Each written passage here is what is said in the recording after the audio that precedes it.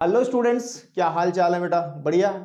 आज हम लोग बात करते हैं चैप्टर नंबर 13 के फाइनल टच की चौथी वीडियो की। और इस वीडियो के अंदर हम लोग जो पिछली वीडियो जो वीडियो नंबर 3 में टॉपिक डिस्कस किया गया था कि ठोसों का संयोजन, ठोसों के संयोजन पर आधारित सवाल, संयोजन पर आधारित जो सवाल थे, ठीक है ना, आपके पास में, यानी कॉम्बिनेशन ऑफ सॉलिड्स फिगर जो हमने बात की थी, उसमें हम 4 बेहतरीन क्वेश्चन जो बोर्ड में आने की संभावना इनकी प्रबल है, वो हम लोग पहली वीडियो में डिस्कस कर चुके हैं। और इस चैप्टर को भी हमने बहुत डिटेल से डिस्कस किया है एनसीईआरटी से पहले, हम पढ़ा करके जब भी फाइनल टच पे पहुंचे हैं, यानी कि फाइनल टच मतलब बोर्ड परीक्षा के लिहाज से इंपॉर्टेंट क्वेश्चंस की तरफ बढ़े हैं।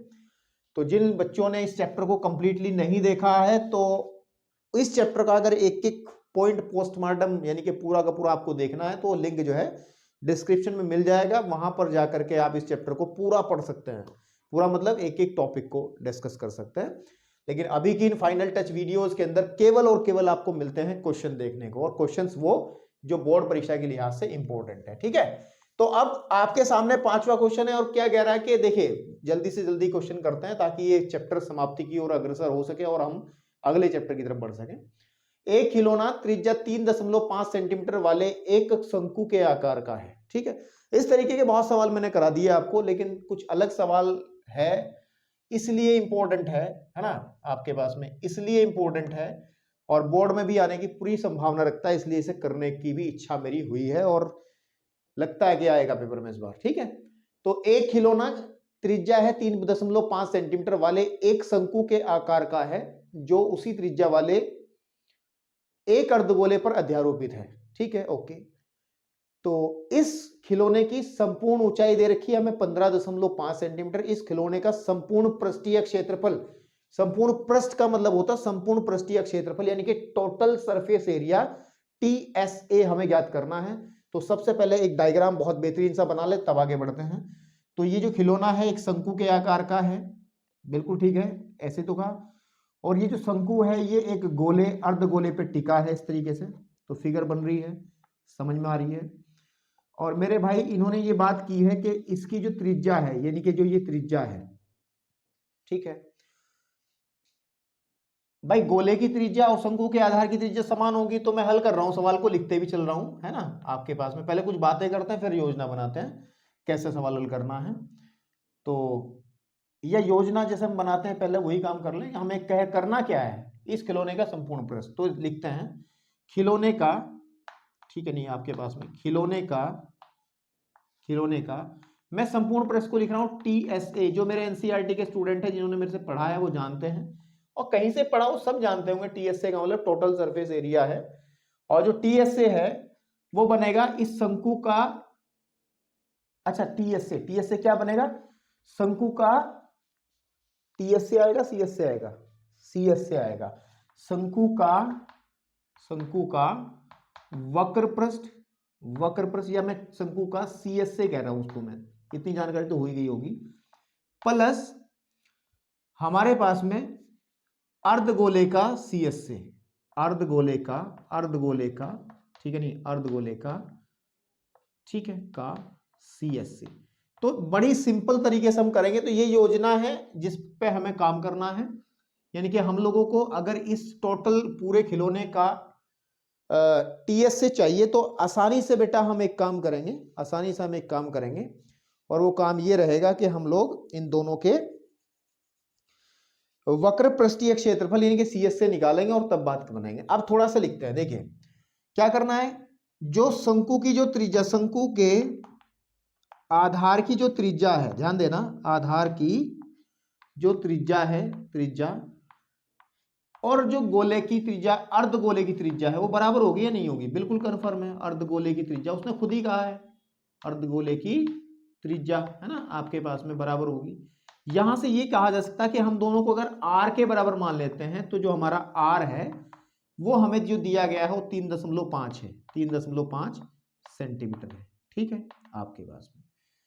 और भाई साहब ने बाका के संपूर्ण ऊंचाई का मतलब है कि अगर ये पूरी हाइट देखी जाए यहां से यहां तक की, ऐसे करके, या बाहर लिख लें थोड़ा सा आपको अच्छा लगेगा, ये जो हाइट है वो 15.5 सेंटीमीटर है, 15.5 सेंटीमीटर है आपके पास में, यहां से यहां तक का ये पूरा एरिया है ना।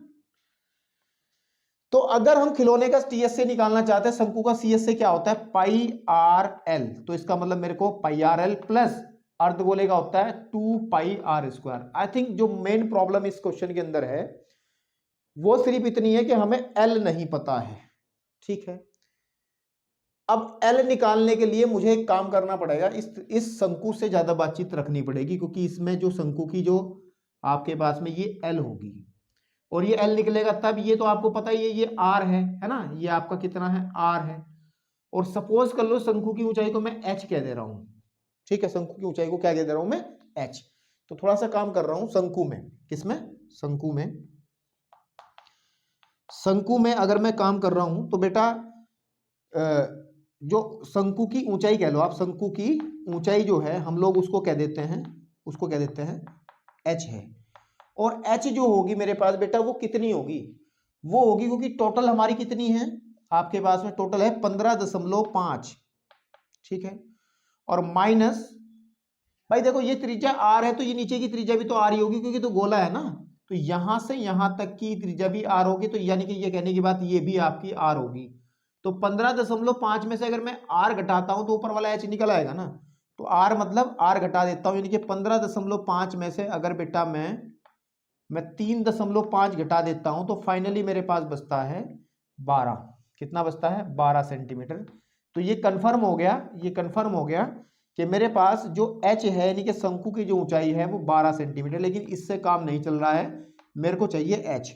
तिर्यक ऊंचाई जो है, तिर्यक ऊंचाई, तिर्यक ऊंचाई जो होती है l, तो वो होती है under root of R square plus आपका एच स्क्वायर।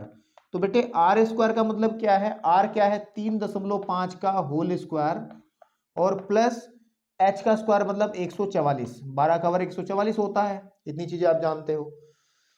अब जो 35 का वर्ग होता है तो 35 गुणे 35 आप करके देख सकते हैं, 5 5 25 का 5 ऐसे लगे 2, 5 15 तो 17 और 3 5 15 का 5 ऐसे लगा 1, 3 3 9 और 1 10, तो आ जाएगा आपके पास में 5 2 2 और ये 1225। कितना आ जाएगा बेटा 1225। ठीक है ना, लेकिन 2 के बाद दशमलव लगा तो 12.25 है ना, तो ये आ जाएगा this is equal to under root of 12.25 plus 144।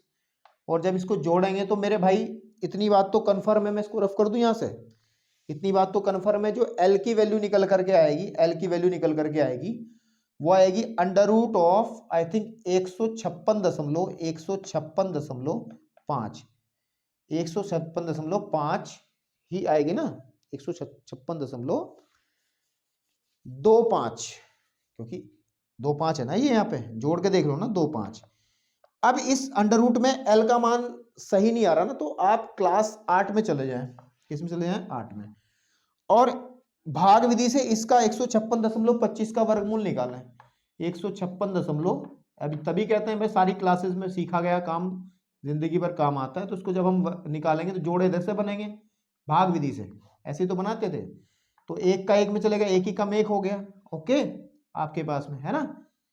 तो यहां पे जब हम इसको घटाएंगे तो 0 बचेगा, और ये ऊपर की तरफ जो निकल के आता है आंसर वो तो ऊपर लिखोगे ना 1, है ना आपके पास में।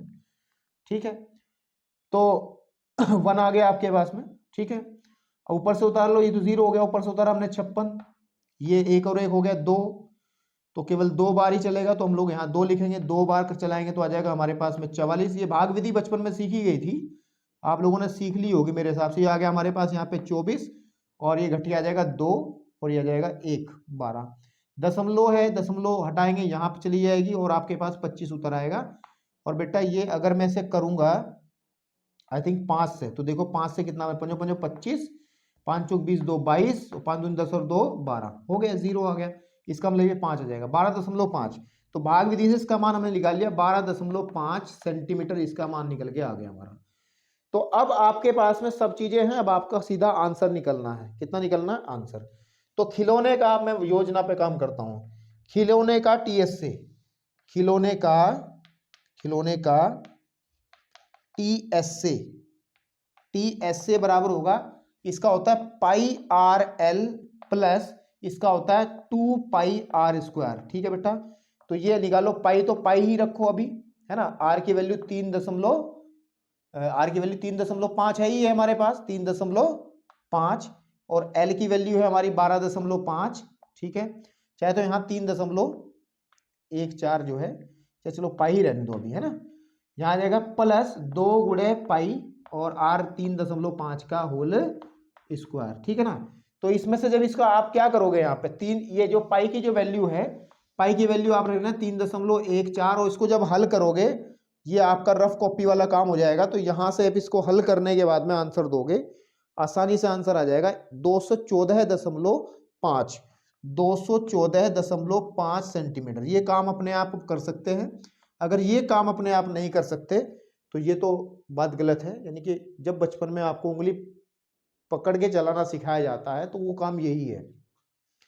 अगर आप चलना नहीं जानते तो दौड़ना तो बिल्कुल ही नहीं जानते होंगे। तो इसका मतलब ऊपर वाला काम मेरा काम समझाने का था, मैंने समझा दिया। नीचे वाला काम थोड़ा सा आप लोगों को पेपर के समय कह रहा हूँ इतनी चीजें करने के लिए आपको, नहीं तो आपको पता ही है कि मैं क्वेश्चंस को सारे क्वेश्चन सॉल्व करता हूँ अपने हिसाब से। तो ये आपका क्वेश्चन नंबर था 5, और इसी क्रम में हम आगे बढ़ते हैं अभी। चलिए जी, अब आपके सामने जो क्वेश्चन है बड़ा आसान क्वेश्चन है, लेकिन कई बार इस तरीके के क्वेश्चन पूछे जाते हैं और ये पूछने की पूरी संभावना भी होती है। कह रहा है एक ठोस शंकु के आकार का है, एक ठोस जो है शंकु के आकार है, एक समान आधार त्रिज्या वाले अर्धगोले पर अध्यारोपित है। मतलब वही चित्र बनना है जो अभी हमने बनाया था इससे पहले वाले क्वेश्चन के अंदर। ये शंकु है और ये अर्धगोले पे बैठा है, अध्यारोपित है इस तरीके से, ठीक है, ओके। यदि अर्धगोले का वक्र पृष्ठ और शंकु का वक्र पृष्ठ, तो हल अगर मैं लिखूं इस चीज को, शंकु का वक्र समान होता है, यानी कि क्या कहा गया है कि शंकु का वक्र पृष्ठ जो है, वक्र या CS से लिख दूं मैं, CS से बराबर है आपके पास में अर्धगोले का CS से, अर्धगोले का CS से, है ना। तो शंकु का जो CS से है वो कितना होता है, पाई RL होता है ना, पाई RL, और इसका होता है 2 पाई R स्क्वायर। अगर ये इसको मैं H कह दे रहा हूं, इसको मैं L कह दे रहा हूं, इसको मैं R कह दे रहा हूं, है ना, कन्फर्म है, ओके। तो कह रहा है कि शंकु की त्रिज्या में, शंकु की जो त्रिज्या है R में, और ऊंचाई में अनुपात बताना है, R/H मेरे को फाइंड आउट करना है। तो H तो इसके अंदर कहीं भी नहीं है, कोई बात नहीं, अभी निकालते हैं। देखिए इससे पाई से पाई कैंसिल आउट हो जाएगा और R से एक पावर R कैंसिल हो जाएगी, तो L का जो वैल्यू है वो 2R आ जाएगी, ठीक है। अब हम जानते हैं एक बात, हम जानते हैं क्या कि L square is equal to होता है R square plus H square. इसी से बात बन जाएगी। इसकी जगह आप रख लो क्या, 2R का होल स्क्वायर बराबर R square plus H square, या फिर आपके पास में आ जाएगा 4R स्क्वायर बराबर R square plus H square, या 4R square minus R square बराबर H स्क्वायर, या 3R स्क्वायर बराबर H स्क्वायर। क्या क्या किस किस की त्रिज्या में और ऊंचाई में, यानी कि R ऊपर H नीचे रखना है ना, R/H। तो कोई बात नहीं है, तो एक काम कर लो, इसको कर लो, R square upon H square बराबर आ जाएगा 1/3, चेक कर लो, ये बटे में चला जाएगा, इसे आ जाएगा ब्रज गुणा से, है ना। और अब क्या होगा, R/H जो हो जाएगा वो अंडर रूट आ जाएगा 1/3, और R/H जो है, क्योंकि 1 का वर्गमूल 1 ही होता है, 3 का वर्गमूल हम ज्ञात नहीं कर रहे हैं, तो ये ऐसे लिखेंगे। तो आंसर आ जाएगा कि 1:3 है, वो आपका सही आंसर है इसके बीच में। तो ये बड़ा आसान और सिंपल क्वेश्चन था जिसको लेकर के मैं आया था और करा भी दिया, ठीक है भैया। चलिए अब आपके सामने क्वेश्चन नंबर 7, जो कि बहुत ही जरूरी और इंपॉर्टेंट क्वेश्चन है इस चैप्टर के लिहाज से। क्वेश्चन नंबर 7 देखिए क्या कह रहा है कि एक वृत्ताकार कमरे के ऊपर अर्धगोलाकार गुंबद है, ठीक है। इन क्वेश्चंस को करने के लिए सबसे पहली बात तो यह है कि आपके फिगर जो है, जो चित्र है, वो आपके माइंड में बिल्कुल बन जाना चाहिए, ठीक है ना। कहा है कि एक वृत्ताकार कमरे के ऊपर, एक वृत्ताकार वर्गाकार होना चाहिए था जी, वृत्ताकार कमरे के ऊपर अर्धगोलाकार गुंबद है आपके पास में, ठीक है। वृत्ताकार होगा ना आपके पास में, गोल अगर बेलन टाइप है, यानी कहने की बात यह है कि वो बेलन टाइप, इस तरीके का एक कमरा टाइप यूं बना हुआ है गोल, समझ में आ रही बात। और ये तो इस तरीके से, इसके ऊपर जो है एक गोल गुंबद बनी है इस तरीके से। अगर अंदर इस कमरे के खड़े होकर देखा जाएगा तो इसका जो फर्श है, जो फर्श है वो तो वृत्ताकार ही दिखाई देगा ना, तो इसलिए वृत्ताकार शब्द इस्तेमाल किया है कि एक वृत्ताकार कमरे के ऊपर अर्धगोलाकार गुंबद है और इसका कुल भीतरी आयतन है ना, इसका दोनों का मिलाकर के कुल भीतरी आयतन जो है वो इतना दिया गया है। ठीक है, ये हमें याद रहेगा। भीतरी व्यास, भीतरी व्यास का मतलब है ये जो व्यास रहा होगा इसका, ये वाला व्यास, अगर इसकी त्रिज्या r है तो भीतरी व्यास 2r रहेगा। और इसकी महत्तम ऊंचाई यानी कि ये जो ऊंचाई है ना, आप इसकी महत्तम ऊंचाई को मैं यहां लिख देता हूं और वो कह देता हूं स्मॉल h है। तो ये कह लेते हैं कि कमरे की महत्तम ऊंचाई, हल कर रहा हूं मैं, चीजें लिखनी पड़ेंगी थोड़ी सी, कमरे की ऊंचाई याद करनी है, कोई बात नहीं, कमरे की ऊंचाई हम निकाल लेंगे, कोई दिक्कत नहीं है। कमरे की जो ऊंचाई है आपके पास में, इसको हम कैपिटल H बोल देते हैं, यानी कि ये वाली जो ऊंचाई है, ये वाली यहां से यहां तक की, इसको कैपिटल H बोल देते हैं और इस वाले को बोल देते हैं स्मॉल h। ठीक है, तो माना कर लो, या तो कमरे की जो ऊंचाई है जो हमें ज्ञात करनी है, कमरे की ऊंचाई, ठीक है, उसको मैं बोल देता हूं कि h मीटर है, सपोज कर लो, है ना। और इसकी जो संपूर्ण ऊंचाई है, महत्तम ऊंचाई, महत्तम मतलब जब इसके ऊपर गोला भी रखा जाता है, महत्तम जो ऊंचाई है, और वो ऊंचाई जो है वो हमने मान ली h मीटर। ठीक है, साथ ही साथ आधार की जो त्रिज्या है, आधार की त्रिज्या, उसको भी कंफर्म कर लो, वो हम मान लेते हैं स्मॉल r मीटर। ठीक है, ये सब चीजें क्लियर हो गई। अब क्वेश्चन के हिसाब से काम करेंगे, क्वेश्चन वाले ने क्या कहा है हमें, अब देखिएगा कि जो आपके पास में, एक मिनट जरा यार, कैमरे में कुछ गड़बड़ हो रखा है इसलिए थोड़ा सा एक वेट करना पड़ेगा आपको। ठीक है, तो अब सही चल रहा है, कोई दिक्कत नहीं। देखिए अब हमने क्या कहा है कि ये सब चीजें मान ली हमने। अच्छा एक बात मुझे बताइए कि अगर ये मैंने r माना है तो ये भी तो r ही होगा ना कन्फर्म, और ये जब r है और ये आपका अर्धगोला है, नहीं है, तो अगर ये r है तो ये भी तो बेटे r ही होगा, बिल्कुल होगा। तो अगर मैं कहूं कि अर्धगोलाकार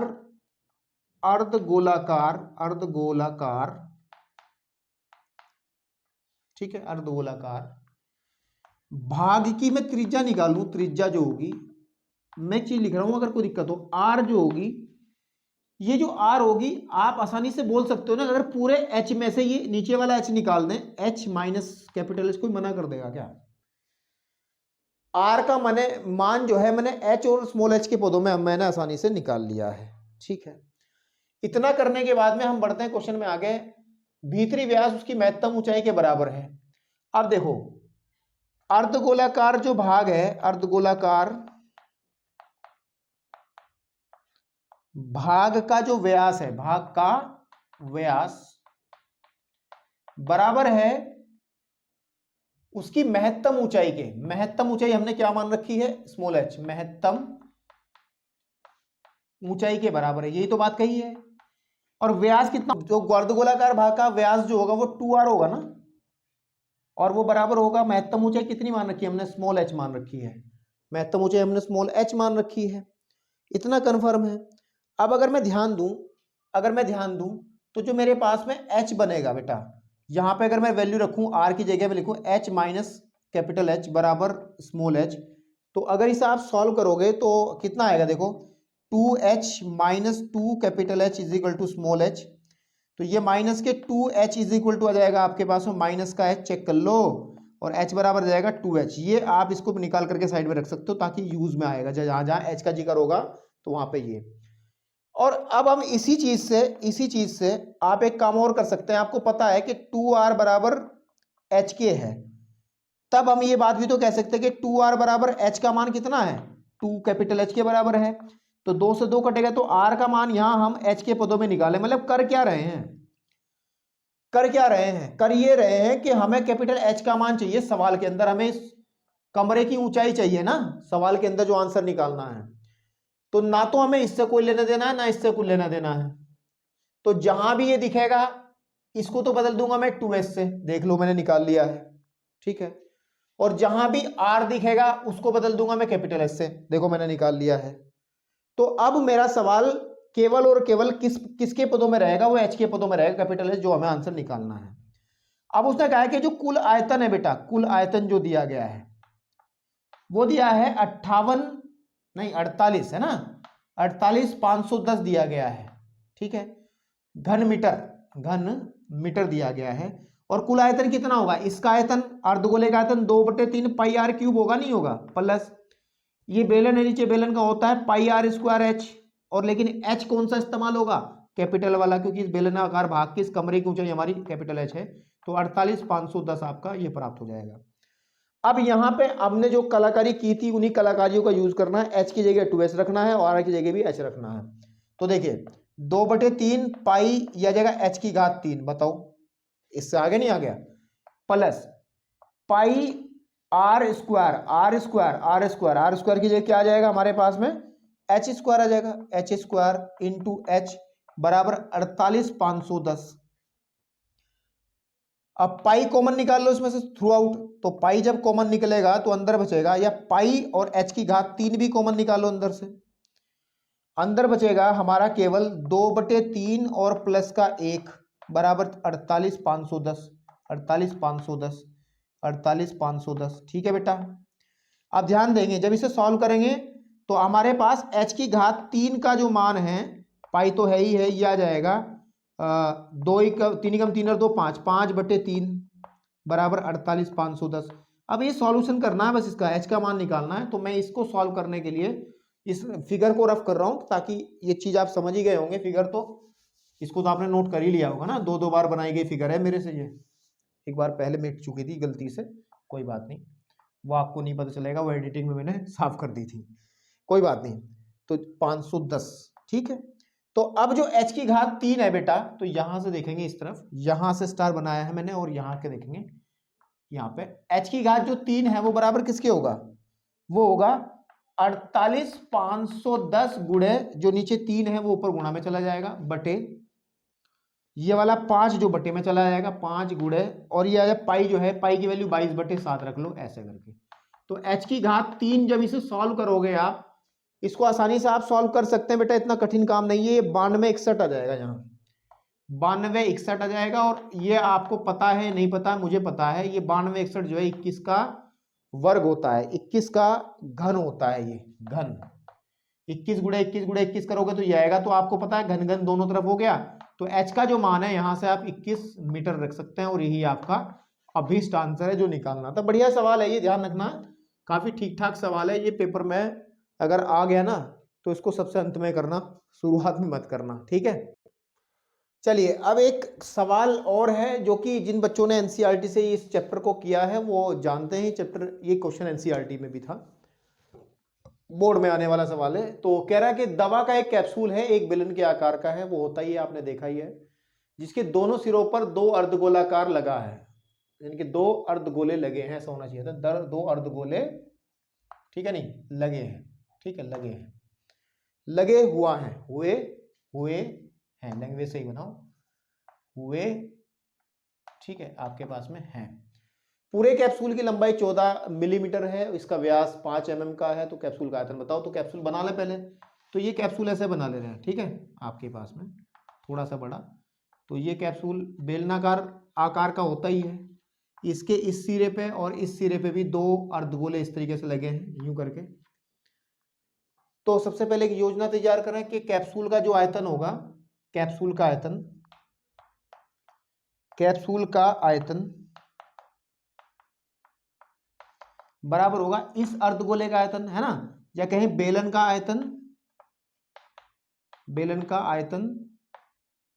ठीक है, प्लस 2 गुणा, क्योंकि 2 अर्धगोले है ना, सेम, तो 2 गुणा कर ले, 2 गुणा अर्धगोले का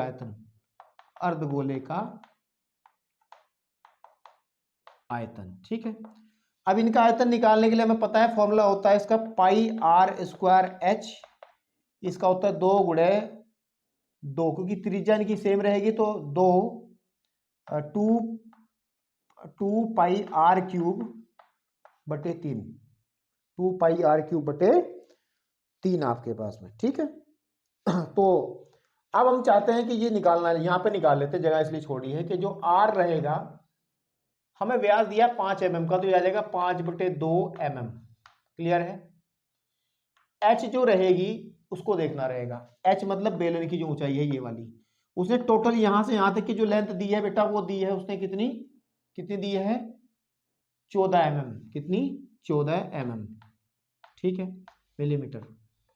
तो अब आप देखिएगा, देखो अब ध्यान से सुनिएगा, यही ट्रिक है बस और कुछ नहीं है, कि जो आपकी इसकी ऊंचाई होगी ये बीच वाला हिस्सा जो अगर हम निकालेंगे तो इधर वाला हिस्सा माइनस करना पड़ेगा, ये और ये किसके बराबर होगा इसके बराबर होगा।